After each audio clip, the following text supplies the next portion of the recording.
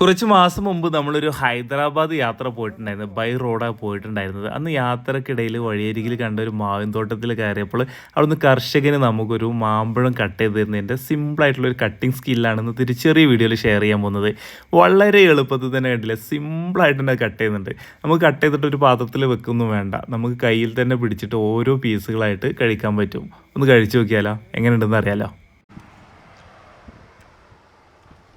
Super test നല്ല മധുരമുണ്ട്. इसका नाम क्या? रुमान। पानी अच्छे से मिलता है? हाँ, मैं अच्छा हाँ, इसका ये मोटर है? ये मोटर नहीं, बोरवेल।